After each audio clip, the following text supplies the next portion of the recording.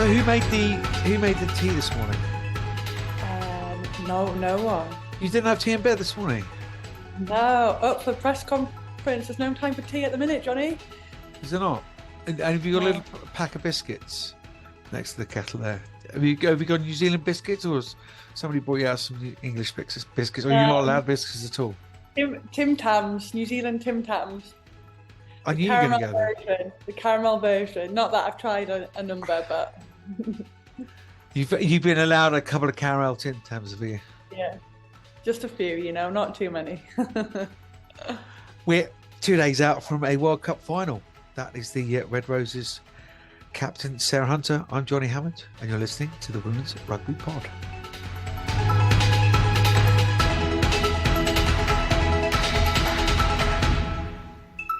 Huge week. How are you, Sunter? Yeah, good, really good. 2 days out, can't wait. We've had a really good weekend in the team. I think we had a really good balance at the start of the week. Had a few days off to mentally and physically recover from that semi-final clash, and then since we've come back into training, we've just hit the ground running, and there was so much energy and just feel good around yesterday's session, which saying it's our Wednesday PPP session is saying something, but the way the girls attacked the session, what we got out of it, it was exactly what we need ahead of a World Cup final. So I think we're prepped, we're ready, we've just got to wait now. Can you tell she's excited, ladies and gentlemen? Yeah. Can you tell she's excited? Hold your horses, Sunter. We're going to talk about a few bits and pieces. But first, I just wanted to say thank you so much for your time during this World Cup. To be speaking to you with all your records and about to go to World Cup final as captain. Just hugely appreciate it. And some lovely messages coming through from our listeners and what have you to what you've been saying and the deep dive into the England camp you've been giving us. We're going to have just a wee look back at the semis. Obviously going to throw it through to the final as well. You've obviously just been on a press conference. I've just been listening to that press conference and asking a couple of questions there. But let's just take a wee glance back. How good were the semi-finals? Oh, both were absolutely cracking. We didn't play our best rugby, but semi-final, sometimes that happened. You look at some of the finals gone by in any games, that they're not necessarily the best from a rugby spectacle, but from, I guess, a neutral, it just went down to the wire, didn't it? Both of them. France, New Zealand, kick of a game decided it.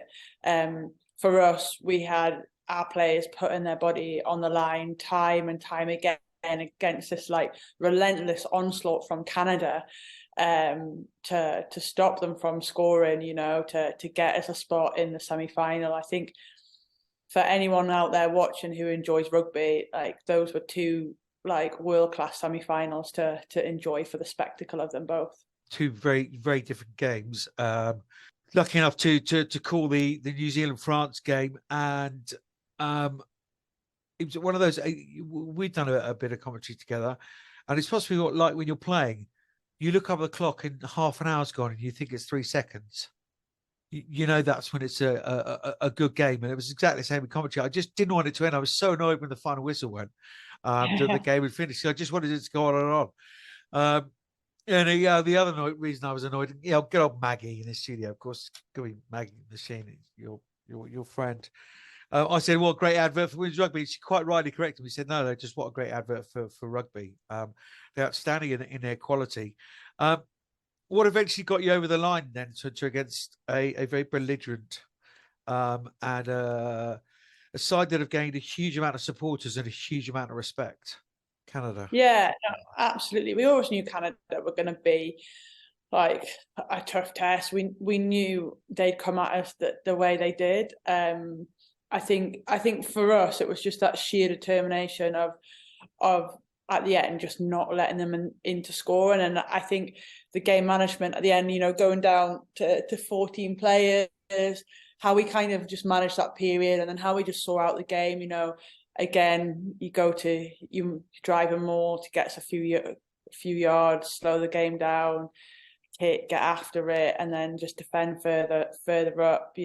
I just think it was that sheer mindedness of wanting to get into a final that got him. And probably all those sessions that we've done, like teams tend to tire towards the end. Canada certainly didn't do that, and we didn't. We could match them with that intensity, but from a defensive point of view. And people talk about teams and how they win games, but quite often it's how your defense wins you teams, and a defense wins you games, and certainly I felt that was a big part of the result on Saturday. Certainly was. Just a word on Canada. Yeah, we do want to sort of move it forward, but I've just been hugely impressed by the lady plays in your number 8 shirt, Sophie Duguty, and the rest of the squad. Bunch of amateurs. I know they're 3 in the world, but you look at the story and the geography of pulling them together and the lack of funds and all the rest of it. Quite an exceptional tournament for them, and I don't have any doubt that they will come away with the bronze. I think France, that is going to be hugely deflating mentally and physically, that game for Caroline Durant, who a lady 9 times out of 10 gets that kick. She just rushed it, she snatched at it. I think they'll be very deflated and find it difficult to pick themselves back up. I think Canada will carry on with the spirit that they've showed all tournament, but they really have been a special side this tournament. Yeah, they have been, and I think for those that know about Canada, like are not surprised by it. They've done special things in World Cups before. 2014 springs to mind. No one would have put them in the final in that. And then I think we obviously play week in, week out with a lot of their players, and a lot of their players play in the English Premiership. They play over in France, so we know they're high quality players. And I think sometimes you need something beyond playing. So obviously, like you said, their geography, their decision to come together as a squad and join up and give them the best preparation, that there's no doubt galvanized them into this team about what journey on. And they had the full belief they could go on and win the World Cup. And I think that's probably what's led them in terms of them doing what they've done out here at the World Cup. But for people that know about Canada, I don't think it's come as a surprise. And I think for me, I would just like to I'd like to see them funded, not just them. I'd like to see all the nations funded. I know I've spoken about it over the last week, but imagine not that for them not having to give up their jobs or to make sacrifices on what they're going to spend their money on or the funding they're going to get if the nation gets behind them. And if they've done that on sort of an amateur basis, like what they could do if they're actually fully invested in. I think that's where the women's game needs to go. And wouldn't it be great by 2025 if all, if not the majority of teams were fully professional, if not semi-professional? That would be significant change. Amen. They're going to just seamlessly now. Just moving from player into I might give a few opinions out of the media now, liking it. But the point, I totally agree with the athletes. We know the quality of player, and they come over and experience the Premiership. We're there about 2014, and thereabouts most World Cups. But this is different now. I mean, they sailed through their pool with we will move on, but they sailed through their pool with Italy, who are professional. Put USA to bed, who on paper are a very good side, and have that same kind of challenge in terms of putting their teams together.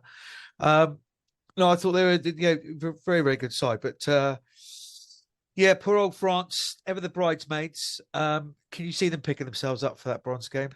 It's hard. I think for me, it's all about how both teams mentally prepare for it.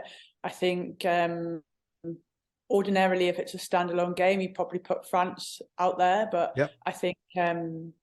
I think where Canada are, they're on this upward curve. They feel really confident, and so rightly so they should, about how they're playing and what they can do, and that they were so close. Like it must be devastating. I can't even begin to imagine what Duran's going through. Like to not get the kick that would have sent a team into the World Cup final. But does that galvanize them? Does that go, right, we'll all come together, we'll all get behind each other, we'll really attack this third, fourth playoff? Like, it must be such a tough game to play in. Like, you can't even begin to imagine how teams would have prepped this week for it.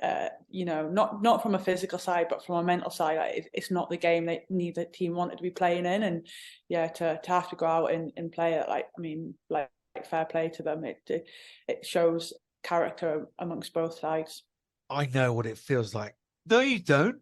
You don't know what it's like to play in a bronze medal match at a World Cup. That's what I'm saying. I don't know what it feels like. I don't know what it feels like. You've only ever been going for gold, and this is your 4th time of going for gold. And you got one in the bank. Look, mid-show trail, as it were. Do not forget, it's the World Cup final this weekend. If you're in the UK, it is on ITV, 6:30. And lots of clubs are doing watch parties. There's a watch party at the Cabbage Patch as well. So if you're in the London area, get down for that. I know my local club, Weybridge Vandals, are doing a watch party as well. The bronze final, Canada against France, is at 3:30 again on ITV. I sold out Eden Park. Trying to bind a few more stands as well to push it over the 40,000 mark. When you got the final whistle, where were you? Did you watch the New Zealand game? Yeah, well, like every game so far, there's so much press and media to do, which is great. It's like never seen before. It is. It just shows, because you can see the bigger picture. You see. Yeah, exactly. It's so important. Like it's what we've been wanting for all these years. So now we've got it. You can't complain about it. So generally, I think mid to 9, a few of the players are still doing it. Probably like an hour gone kickoff. The end of the game, the final whistle. And the bus had gone. So we've got Danny, our liaison officer, like brilliant guy. He had the minibus. He was taking me back, and Abby Ward was being drugs tested, so we had to wait for her. And while I waited, I just went down to the far tunnel where we went in at half time and back out for the second half, and just stood and watched some of the game there, and soaked up some of the atmosphere. And then we got back for the second half of the game, and everyone was in the team room, so we all sat in there, staff and players, and watched it all together, and watched how all the dramatic ending came to Faram. So yeah, that's how we watched it. The reason I ask is because probably your greatest strength as a captain is getting the feel of situations, of what people are saying, what people are feeling. What was the feeling when that whistle went and you knew you're playing New Zealand? I think it was the excitement, I think if you'd asked, and I mean, you just want to be in the final. So the fact that we were there, we were pretty relaxed watching it. But I think the fact that you're playing the home nation, you're playing the current world champions, in their own backyard, like it's what like dreams are made of, isn't it? It's like the fact that like the script couldn't be written any better to test yourself in the toughest environment, the toughest occasion against those that already have. So I mean, they have that trophy at the minute. It's ours to go and take it off them, isn't it? So yeah, there was a lot of excitement that we finally knew that's the team that we were going to be facing. And there is your social media quote. Thank you very much. I'll tee him up. You not come away, Sunter. You've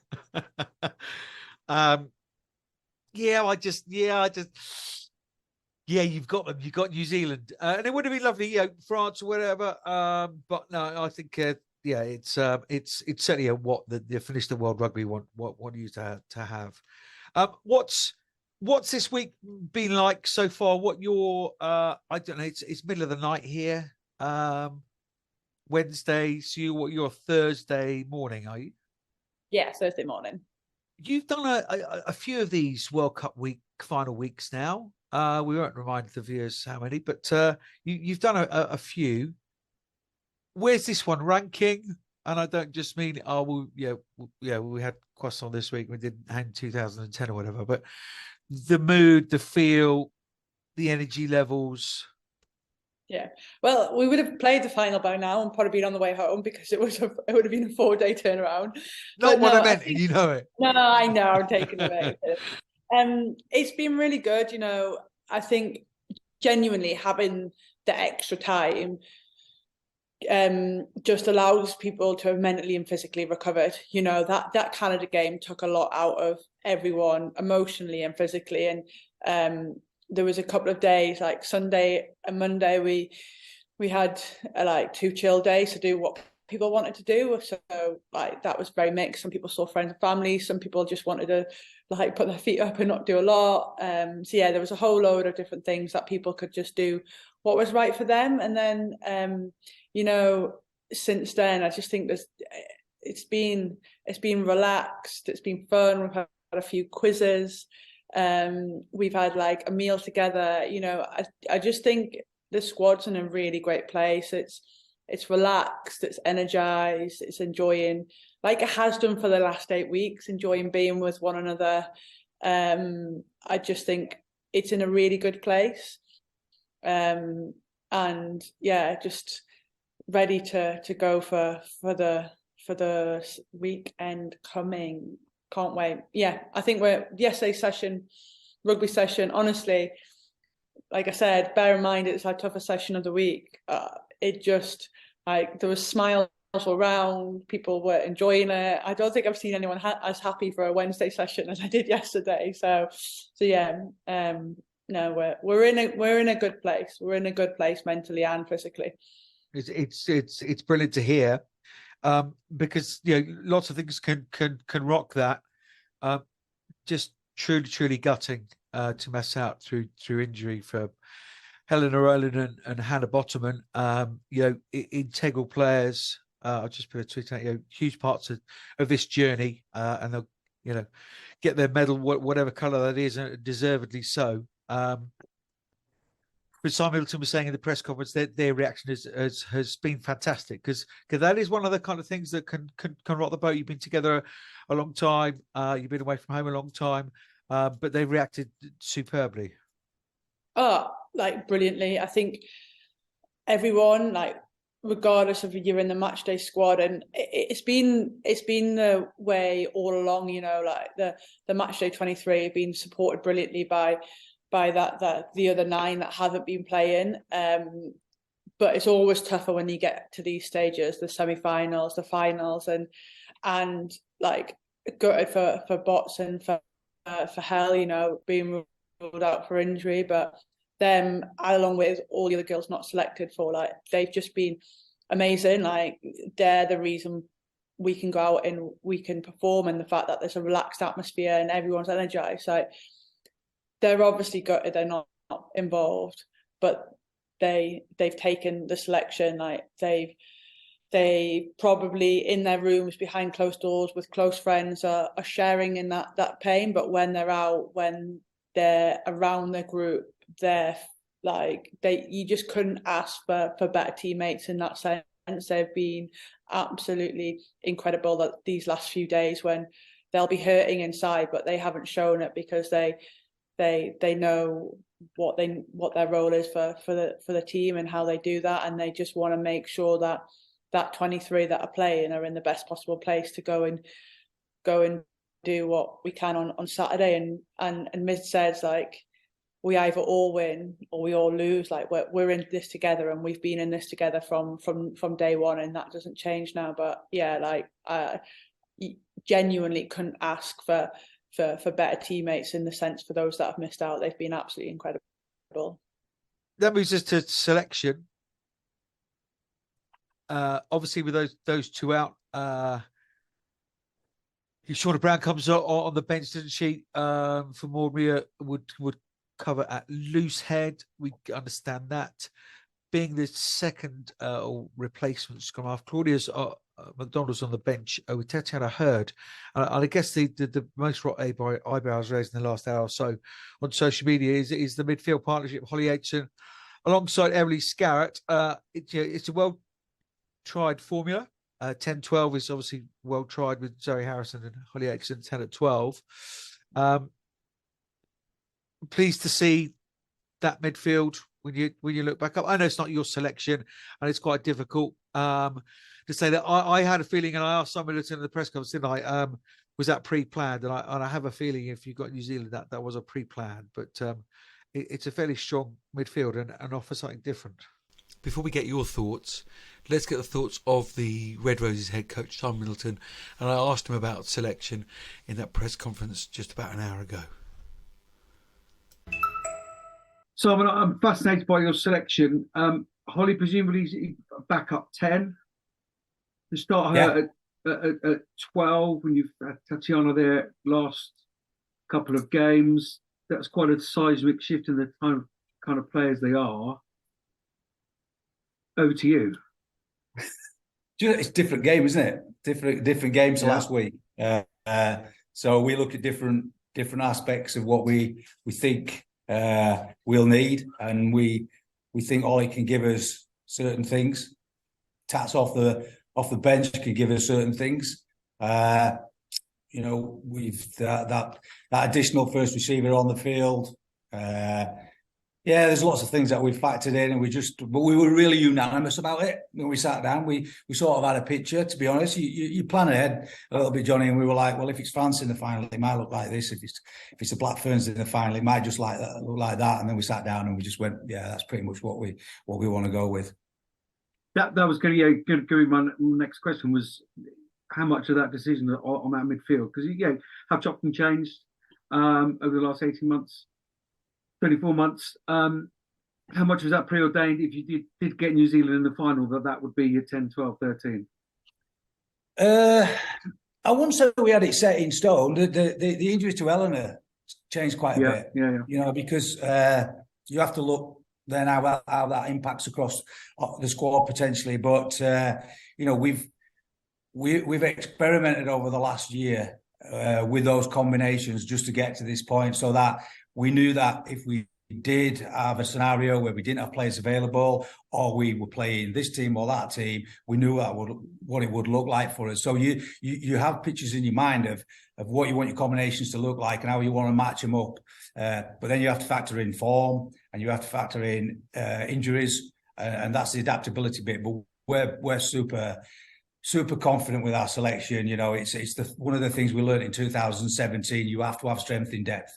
It killed us in 2017. We lost Nolly before the final, and then we picked injuries up. And I think when we look back, one of the things that we learned massively and we've got in place has been the strength of the squad, the strength in depth. So we could just go, right, Elsa's out, unfortunately. This is what it's going to look like. I'm Stacey Fuller, and you're listening to the Women's Rugby Pod. I wouldn't want to be a selector for any World Cup game, never mind a World Cup final, And I think you could have gone with multiple combinations, and they would have been great. This is the one that the coaches think is going to be the best for the game on Saturday, and again, everyone's just got behind that, just backed it. I mean, like I say, it's a tried and tested combination. It's worked well. I've got no doubt that it will work well on Saturday, and everyone's pretty comfortable with it. Like you say, we as players just see the team and we get on with it. Like the coaches have to make the tough decisions on tactically what they've done and why they've done it. Yeah, I'm hitting it right back to you, Johnny. And quite rightly so, because it's a question that, it's not, one of those. That's one of those difficult. You're a co-host on a podcast, but you're also England captain that I have to tread reasonably carefully. But no, I'm fascinated that that kicking battle is going to be, huge. Yeah, that's what England have done a lot of. Zoe Harrison does it a lot. Holly Aitchison adds another boot closer in without Helena Roland at 15 to offer that. Ellie Kildon will offer something different from fullback. You've got wingers you can chase, but you've got to hit grass with those kicks. But it's a fascinating selection, and can't wait. Only one change for New Zealand. Charmaine McMenamin, you remember her? Comes straight in at 8. Michele Tuc with a thumb injury from the semi-final in force, but she's an experienced campaigner. Comes straight back in there, isn't she? Oh yeah, I think when obviously heard the news that they would lose their 8 for injury, then I mean it was, I don't know, in my eyes it was no brainer that she'd come straight into the side. Like, she's been there, she's done it, she's got the t-shirt, great player. No doubt she'll come and add real firepower for them. So yeah, it's devastating to be ruled out of a final for her. But yeah, where there's another one lying in the corner, another one comes straight in and adds to the pack that is pretty decent in the all black fern shirt. What did you make of their performance so far this World Cup? And a genuine question, just give us one area where you think, do you know what, actually that has massively improved in 12 months, and that is an area we do have to be right on our mettle. I think they've definitely grown. Like, they've grown throughout the tournament, and they've grown, especially like you look at that first 20 minutes against Australia when they looked a little bit rattled. But I think they've found confidence in themselves. They've found confidence in their game. I think they know how they want to play, which is quite evident. Saying that, I'm sure they've got some tricks up their sleeve that they haven't shown either, that they're gonna bring to the party on Saturday, and something that we'll have to be prepared for. So yeah, I mean, they did it in 2017. I'm sure they'll do something that we're not expecting this time round. They'll take you apart with the driving line out all day long. Yeah. But I think just the way that I mean, in the autumn series when they were over here, over in England, they just didn't get their back three. They didn't get their fire players in the back line on the ball, really. And that's something they've done really well over this campaign in the World Cup. Like Ruth Tui, Portia Woodman, they've just managed to find a way to get their hands on the ball, and they've looked real dangerous when they've been given time and space, and that's something they just didn't manage to get right in the autumn, I don't think. So this week for you, there's a lot riding on you. You've done hours and hours of press this morning already. I know that. The last person to talk to is me. So again, huge appreciation. But what have you done to prepare yourself for this week? What are you doing, getting yourself through this week? I would probably go and have a stiff whiskey if I had a pretty stressful day, whatever. I'm guessing whiskey's not on the cards. Do you take yourself off for an odd little walk? Do you have a particular game to play? Put the headphones on? No, just real chill, to be honest. I did a bit of spotting. I did a bit of shopping at the start of the week, had brunch, just things that when you're back home in England, they'd be like your sort of go-tos. I went out for dinner with my mum and dad last night, which was really nice.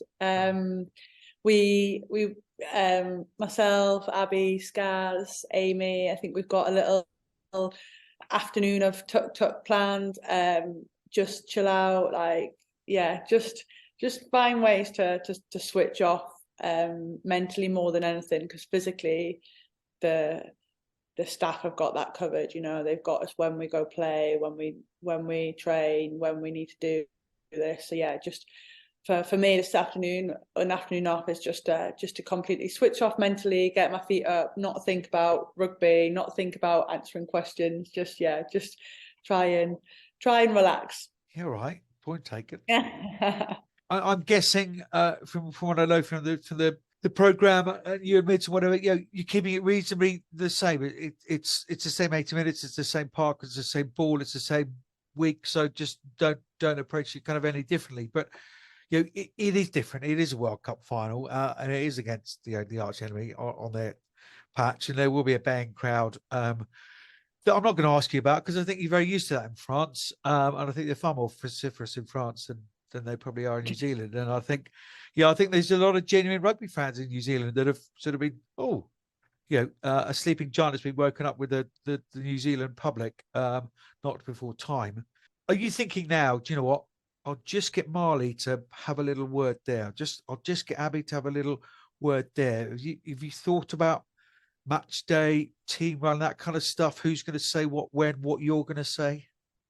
I think we've got a good a makeup. I think we've sort of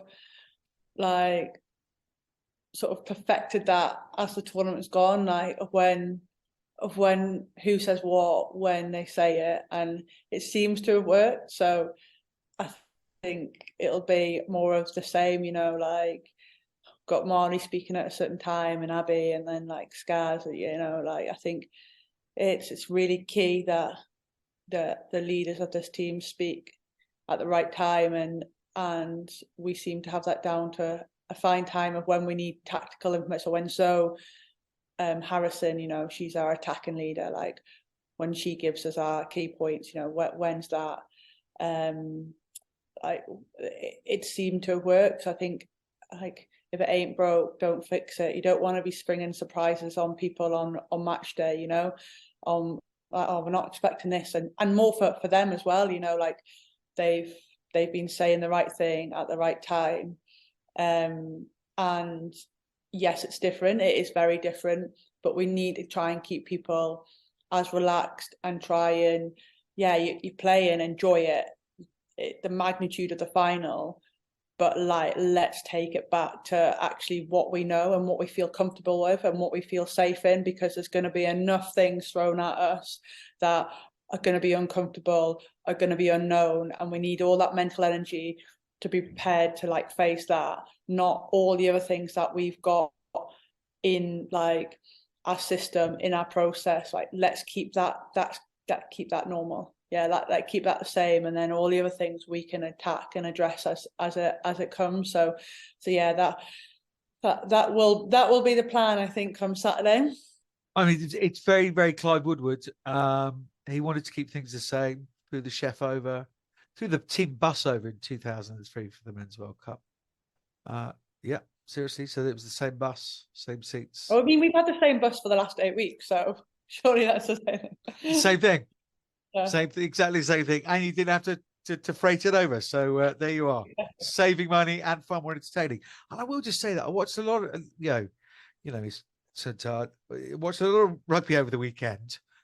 It's just night and day in terms of the entertainment between men and women's rugby at the moment. Oh my goodness. Anyway, let's not get on that high horse. Anyone you just felt you've needed to just rein in, put a little arm around, have a little word, just go and sit with them at coffee, just didn't feel that their vibe was quite right? Any sort of just cajoling and captaining things you've been doing this week? Or is it all just literally, you must say, it's just such a finely worked machine, Johnny, it's just working perfectly? No, nothing massively, maybe pick up a couple of conversations, just check in with people, but nothing that you probably wouldn't do ordinarily in a match week. You get a sense of how people are and just checking in that they're all right. So yeah, nothing different. You almost don't want to make something out of nothing either, so you might just check in on them, see if they're all right, and then try and just make them feel at ease, or just whatever it might be. But nothing obvious and going up to people and stuff. It's just very organic, and everyone's doing it with each other as well. Anything planned for the haka? I haven't planned that yet. We'll sit down and we'll chat. We'll chat what we're going to do. There's no doubt that we'll get a team consensus of how we want to approach it, because I think it's important that, you know, we as a team decide what we want to do. Yeah, I couldn't agree more. Yeah, and it's a challenge being laid down, isn't it? And know full well that you're going to grab that challenge with both hands. Final couple of questions or couple of chats. And fourth time round, is it just as special as first, or is it even more special? No, they're different. They're obviously your first is first. I've made it very clear I'm not going to 2025. I'll be too old and I'll be past it by then. So yeah, it's definitely the last time I'll be playing at a World Cup, and that makes it special and unique in its own right. But what I've said from the beginning of, you know, pre-season is just to enjoy it, just enjoy being in this team and what this World Cup's about. And yeah, like hopefully I look back and I can certainly hands down say that I've enjoyed the ride. And yeah, it's as special as each and every one of them are, but they're all special and unique in their different ways. Oh, look, you've had some pretty bumpy days over the last couple of years. So at times you didn't think you were going to get back here, either with injury or even selection. I just want to say, you know, huge congratulations to getting this point and leading your team and your country so utterly admirably on and off the field. Enjoy every second of it. Thank you, Johnny. I will try my very best. I can't wait. Looking forward to it. Very best of luck. And finally, and far more importantly, he's going to enjoy Tuc-Tuc. Yeah, got to win. I lost last time, so I need to up my game.